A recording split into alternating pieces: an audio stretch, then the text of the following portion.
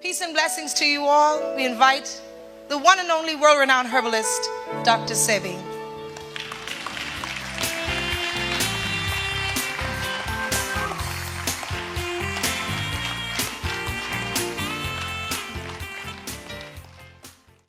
Thank you so very much for coming. Every time there's a crowd of people that come to hear me speak, naturally, I'm elated because I'm the little boy that didn't go to school. I'm the little boy that didn't like to comb his hair. I'm still that same little boy. I haven't changed. My name is Sebi. And I have to thank Reverend Miles Monroe, which is the head of the list, for allowing us the privilege to hold this little gathering this evening. And Jamal, Julian, and company. And you, most of all, the greatest participant. You're going to be my judge today. Yes, and you qualified to be my judge. You see, I'm the little boy that was very obedient, not only to my mother and my grandmother, but to everybody. I'm still that little boy. So today, we're going to present an argument that seems to be a little bit foggy in our head. And between you and I, we would solve this little problem. Because in the audience, there are people much smaller than me. Of course. Because I don't know anything about carpentry. I can't even make a pair of pants. I don't know a whole lot of things. And I hope that the good Lord has placed in my hands this art, this gift, and that I, his servant, would do this job the best I could possibly do. So between you and I, we're going to travel this journey.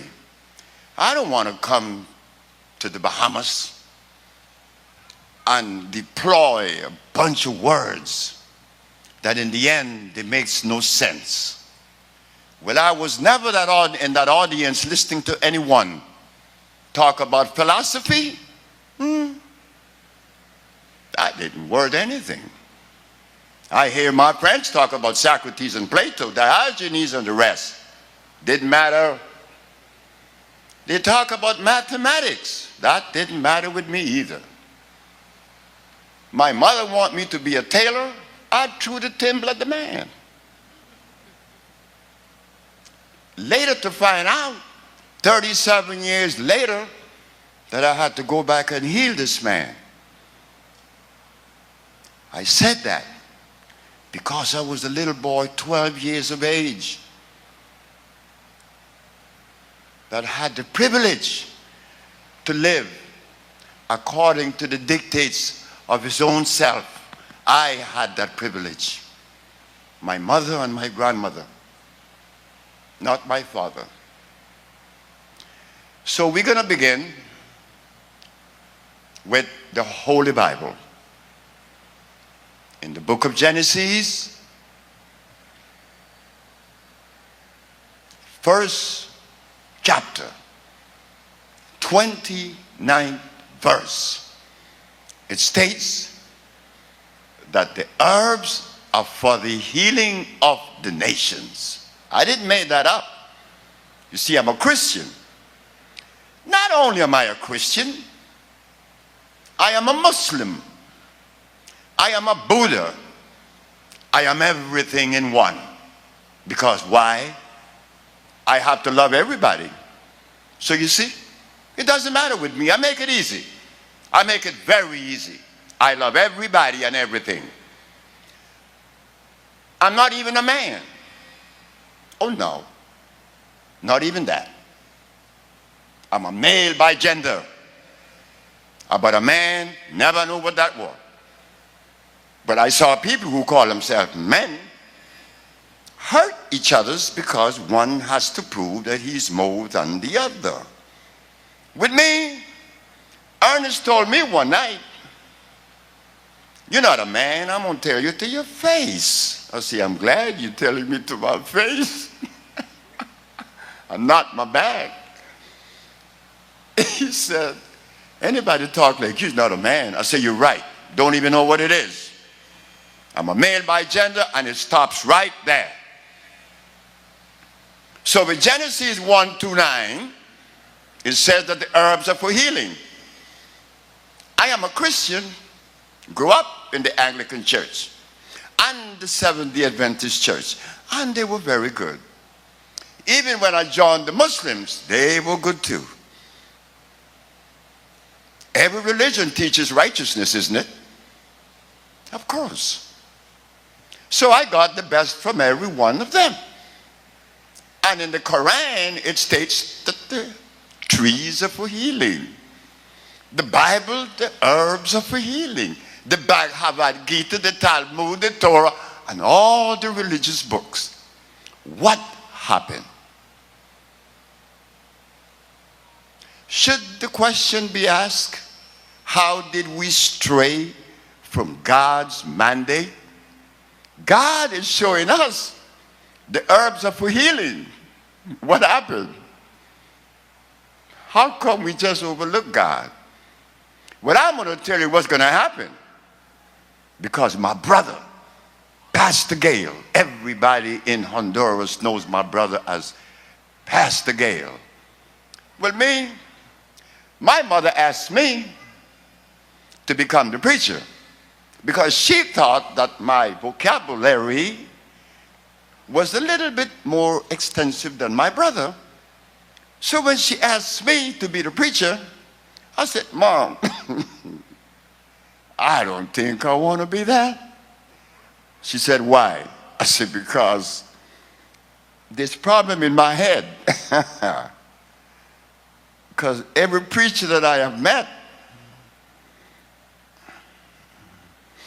when they get sick, they go and get a chemical. The Bible says the herbs are for healing. So I don't want to be a preacher. I want to be something else. But I didn't know what that something else was going to be. So one day when I'm 27, I became diabetic. At 28, I became impotent. At 30, I'm insane, and I weigh 291, and I'm very angry. Wind up in New Jersey in a sane asylum or psychiatric ward with schizophrenia and paranoia. You're looking at him. That's me. That's my history. You could research that.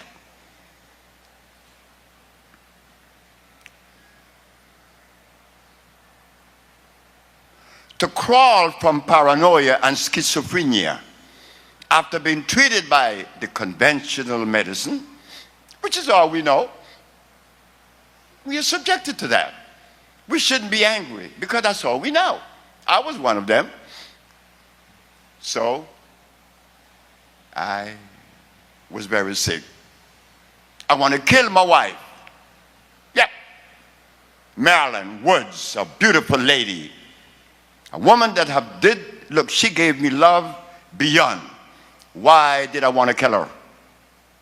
You know why? The same reason Angela Yates killed her 5 children. Same reason. The boy was sick. And all the doctors are asking me some crazy questions and gave me some crazy pills. And one day, I got a call. Alfredo, that's my name, by birth. Alfredo, the call is from New Orleans. There is a man in Mexico that could heal you. I say, you out of your mind, Ronald. I've been to doctors in Moscow, not Moscow, Leningrad, London, Paris, Morocco, Casablanca, and you can tell me there's somebody in Mexico? You say, yes, there is. You better go. I went. The man said, where you from? From Honduras. He said, you kind of full of shit. That's what he said in Spanish. Estás lleno de mierda. I said, sir, what do you mean by that? He said, look, cut your stomach. I had a belly ought to have 42. But I couldn't see it. Because when the stomach begins to rise, you never notice it. It comes very subtle.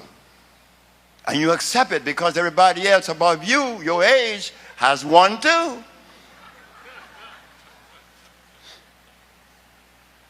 He said, you are full of shit. So you've been eating it. What do you eat? I eat eggs, chicken, hogs, cows, lamb, everything, because this is what I have been trained to eat. He said, well, it's been hurting you. I'm impotent. At 30, I'm impotent. The last woman that I tried to make love with was Audrey. What's wrong with you? I said, I don't know. The doctors, the urologist in California, he was playing his games. This Mexican came and said to me, stop eating. Stop eating. I said, how long, a day? He said, no. At least 90 days. I said, you out of your mind. He said, I may be out of my mind, but I'm 94. But you are full of shit. He gave me these herbs. I went home. I took them as prescribed. I had problems. I had a problem on the fourth day. I didn't eat anything. Herbs, water, and juice. Herb, water, and juice. But then, on about the seventh day, I began to feel like, wow, God, I will never eat again. Because, see, my nerves were very bad, and I felt very calm. I abstained from eating for 94 days. At the ending of 94 days, everything that I had before was gone, from diabetes, the impotence, and I was going blind. I had these glasses. You see? The man told me, you, like the rest of them, is violating God Almighty. And you don't even know it. Everything you put in your mouth, God did not make. I said, what do you mean? God didn't make a cow. He said, well, you better do some research. And when I began to do the research, based on this Mexican, Alfredo Cortez in Cuernavaca, Morelos, Mexico, he said, just take your eyes and look around. Do you see any cows in the forest? No. You see buffaloes. Cows is only in somebody's pasture. Hogs in somebody's pasture. Dogs in somebody's house. God did not make a dog either. Chicken? You say not? Well, at the ending of 90 days, here I am. 48 years ago. I was 30, I'm 78 now. You see the difference? So I'm still obedient to that same mandate. So now, the herbs are for the healing of the nation. Why? Why did God place that in the Bible? According to the Bible, these are the words of God. We're not going to question them. Of course not. Because we're not that smart, right? No. So now, if the herbs are for healing, when did it change? When did it change from the herbs to a carcinogenic chemical? And why? These questions should be asked. We have the right to question everything. Why not? After all, I'm the son of Africa. Who owns me? Tell me, who owns me? Nobody. Nobody owns me. I have the right like everybody else. And I, as a young boy, I never saw a king or a queen that was superior to me. No, how could that be? When I'm the only person on the planet, unique, unlike everybody else. So I'm not better than anyone, nor worse than anyone. I hold a unique position. So I ask the question, when did it change? Because if it's in the Bible, not only in Genesis, Ezekiel and Revelation. And what about Jesus? Why is the daughter of Jerusalem sick? Is there no balm in Gilead? Even Jesus knew about herbs. So when did it change?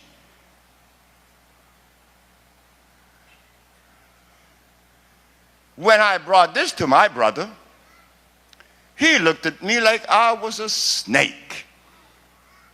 I said, hey, bro, it's in the Bible.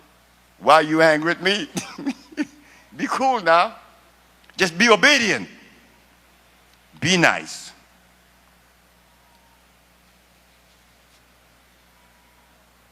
Be nice. Hippocrates, 365 years before Christ was born, Hippocrates was curing every disease known to man.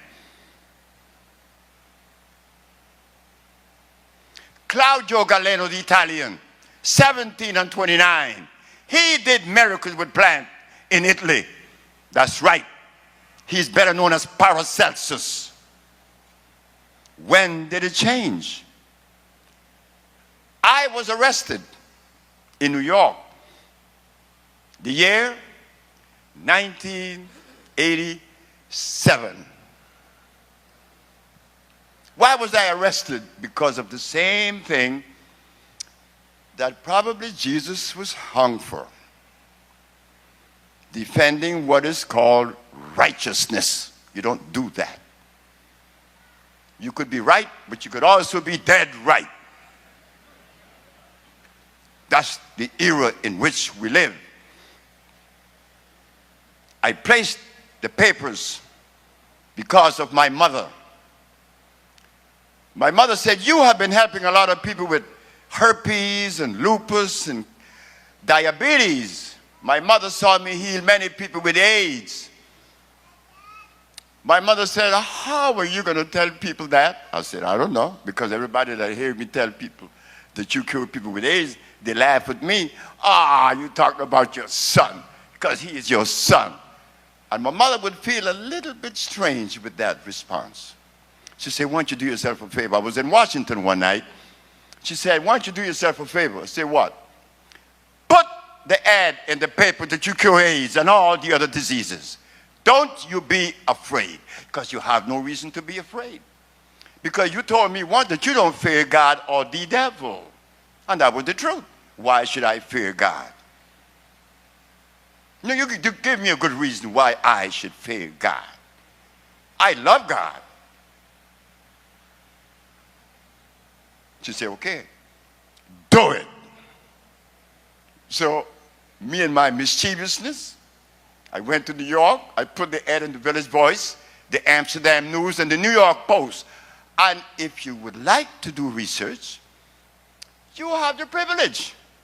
Call the Amsterdam News in New York and ask them to sell you the newspaper that was written November the 2nd of 1985, 86, and 87. The ad ran 2 years. Ask for it, please. Buy the newspaper. You will see the ad where it states, AIDS has been cured by the Usher Research Institute. And we specialize in cures for leukemia, sickle cell, lupus, herpes, paralysis, impotence, and others. Boy, When that ad hit the streets of New York, my place was packed with people. I used to see like 40 people a day. And the Attorney General, well, he wasn't too pleased. Who is so bold to put such ad in the newspapers that AIDS has been cured? Arrest that man. Oh, yeah? Well, I know that my mama, you see, my mama is all I ever had. I remember sucking my mother's breast because I didn't stop until I was 5. So you know I was close to her. So when the woman would tell me to do something, I would jump on it quick. So they put me in jail. They came to my center in New York. Are you, a.k.a. Dr. Sebi? I say, I am. Well, the grand jury has indicted you for practicing medicine without a license, selling products not approved by the FDA, and claiming to cure AIDS and other diseases, which is a fraudulent claim. Oh, I was shaking in my knees. I asked the officer, I said, Mr. Officer, why do you have your gun drawn in your hand? He said, the element of surprise. I said, sir, wait. My mother told me that when this ad would hit the street, that you will be coming with your guns. So enough for your surprise. My mama done told me that 2 years ago. So the poor detective was kind of baffled because I was supposed to be frightened. Frightened of what? I'm not afraid of God or the devil. In fact, I love the devil. Of course I love Satan. Why not? Who made him? God did. And you think God made Satan without a purpose? No. And they all, remember, I'm a Christian. Everything God made is good. I live that, or try to as much as I possibly can. That's me, that same little boy. Haven't changed. So I was arrested, taken to jail. While I have these cuffs on, the detective asked me, why you advertise that you cure AIDS? I said, Mr. Detective, you have just compromised the state of New York to me. When the cops was on me and they put me out the door, Channel 5, Channel 3, Channel 2, and Channel 13 was right in front of my face. And Channel 7 came and said to me, asked me, Dr. Sebi, do you really cure AIDS? I said, I cure AIDS then, I cure AIDS now, and as long as I live, I cure AIDS. Well, how do you feel to be arrested? Me? I feel good. Because the police just gave me the privilege to disseminate this information, and they will not be able to arrest me again. And here I am, talking about it again in the United States, Canada, and all over the world. I cure AIDS. When I got to the police station, the police that's going to fingerprint me said, uh-oh, you all made a mistake. This man really healed. I said, how do you know that? He said, because you healed me. I said, I don't remember healing you. He said, no. I sent a black policeman to tell you that he had gout. And he brought the compounds to me. I no longer have gout. I said, and why didn't you come? He said, because I have been told that you are a black man that doesn't compromise your blackness. I said, I do not compromise my blackness. But in me not compromising my blackness, meaning what? That I don't like white people, Chinese, Arab, or Eskimos? When have you ever known black people to hate anybody? We don't do that. We have never done that. We will never do that because we are kind. We have fought wars for the people that have enslaved us, and we will do it again. Why? Because we humble that way. He said, man, thank you. I said, thank you. Put in jail. And you know what I was thinking while I was in jail? How are they going to escape my brain? You see, I've never been to school. So I am not conditioned to follow a certain rule. I have no perimeters. I have no boundaries. I'm not contained. Not that I have anything against schools, because we live in a society where it is required. But for me, it was necessary. So while I was in jail, I want to know, what defense are they going to have against me? When I got out, on my own recognizance, Judge William Shorter from the 6th Appellate Court, New York Supreme Court. Dr. Sebi, why did you advertise that you cure AIDS? He let me out on my own recognizance until the case would, start. I said, why did I put the ad in the paper that I cure AIDS? He said, yes. I said, Your Honor, I am an African. I have a whole continent that I represent. I have a mother that's still alive. And my face and my mother, I am not going to undermine. He looked at the lady that was sitting at the desk and said to her, the response he just gave me, he cure AIDS. I didn't tell the man I did or I didn't. I just gave him reason why I would not do such a thing if it wasn't true. You see what happened? We live in a world where you have to repeat yourself. When you talk, is that true? Oh, yeah? Well, you're going to have to decipher it because I talk once. Whether you believe it or not, it doesn't matter with me. So while I was in jail, I'm trying to figure out what defense are they going to have against me? Because my thought pattern doesn't come out of a school. No, it does not.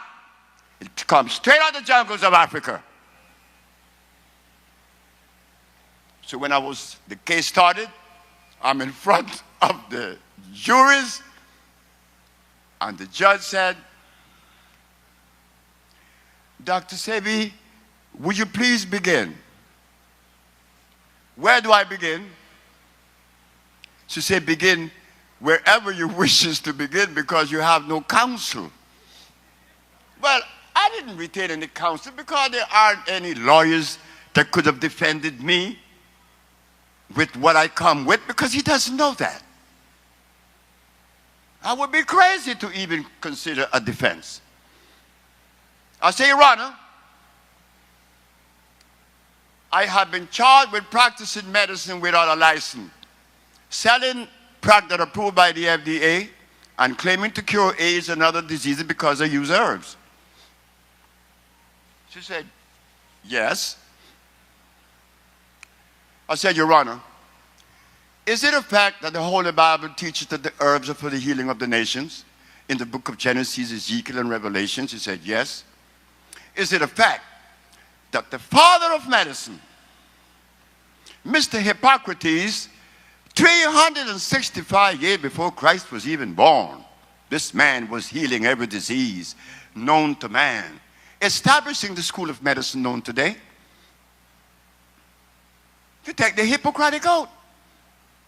So when you take the Hippocratic Oath, Your Honor, did Hippocrates use herbs or chemicals? She said, herbs again.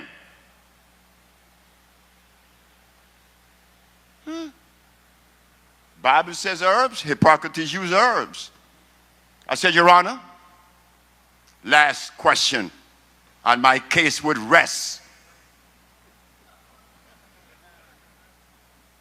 Is it a fact that the human body is carbon-based? She said, yes. And that the substance that's going to complement the human body has to be carbon-based because the human body only accepts a substance through the process of chemical affinity. Electric body, electric food. She said, right, carbon-based, herbs again. I said, I rest my case. So she looked at the three physicians, Dr. Victor Herbert, Dr. Bonanno, and Dr. Christopher. Dr. Victor Herbert represents the state of New York. Well, you know, the boy didn't go to school, right? These guys been to school maybe 50, 60 years. Me, when they began to read the history of Dr. Victor Herbert against mine, it took a half an hour for the court to read the history of this man and his accomplishment. And poor old me. This is Dr. Sebi, he's an herbalist. It took 3 words. Wow, I don't deserve nothing more than that. So Dr. Victor Herbert is the genius. He is the scientist, not this boy, Sebi. He's just an herbalist. So when I posed those 3 questions, the judge said, do I get a response? The doctor's behavior as if they never heard what I said.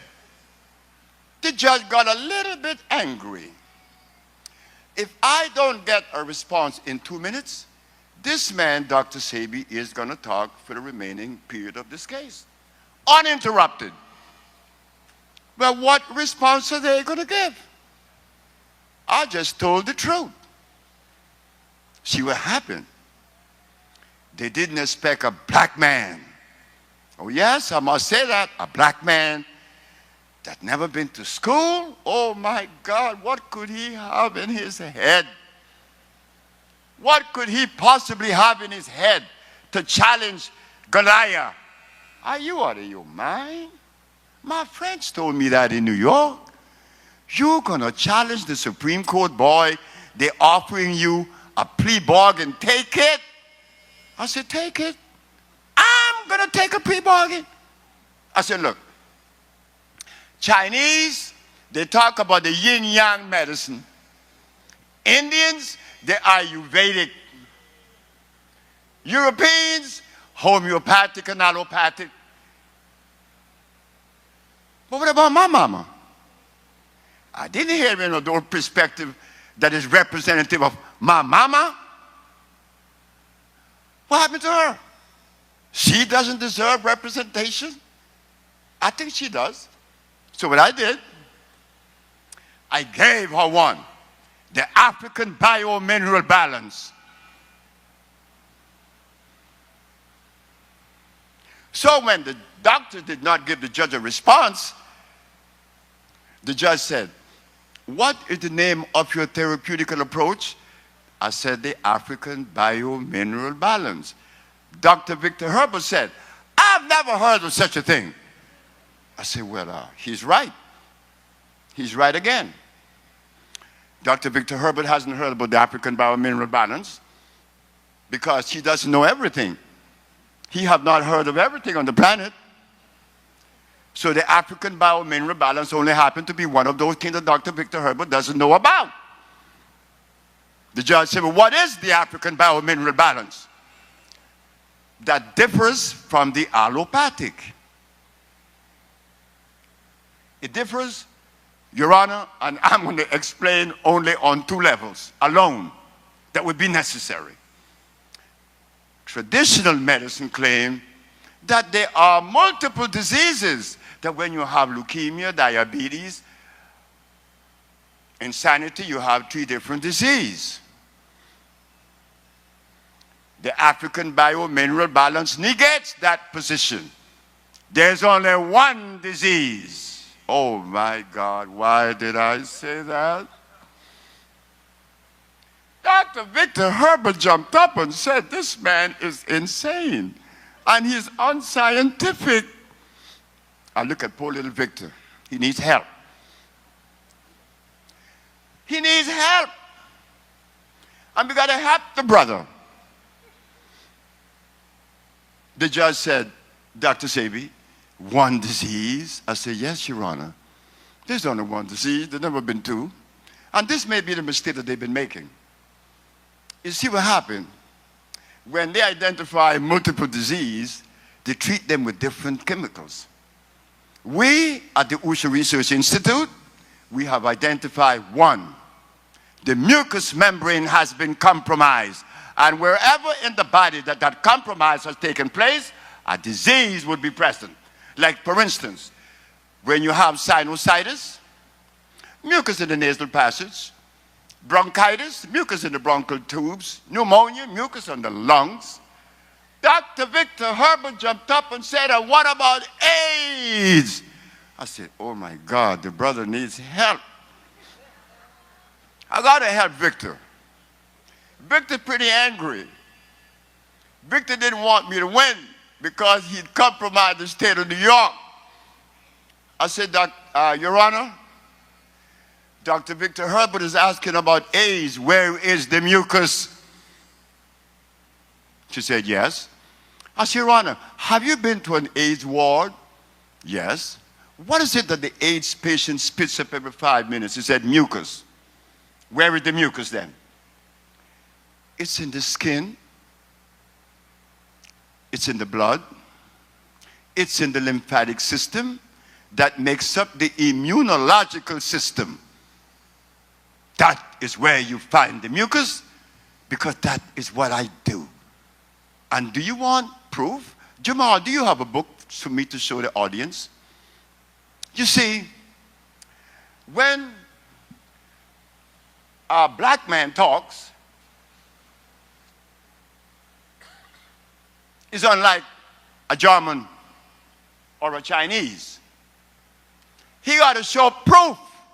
They call it black and white. Oh yeah, for real. Well, they were surprised in the Supreme Court because they could not believe that I'm going to bring to the Supreme Court 77 people cured from AIDS to blindness. That never happened in New York, never in the history of humanity. And then a black man, oh God, no, can't be. Why this?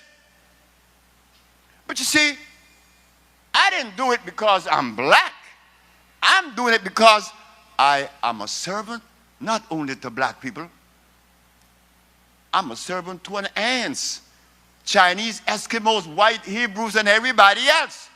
How else could you be a servant? Oh, we're going to start the discrimination thing? No, we can't do that. Not a healer. Not a healer.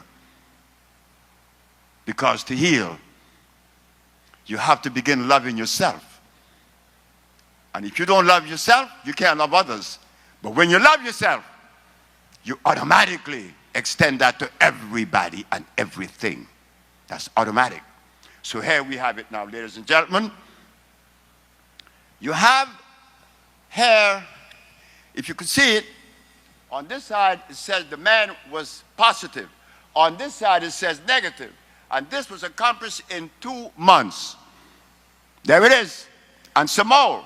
You want to pass the book and see? You have the privilege. You want to? Here it is. Pass it around.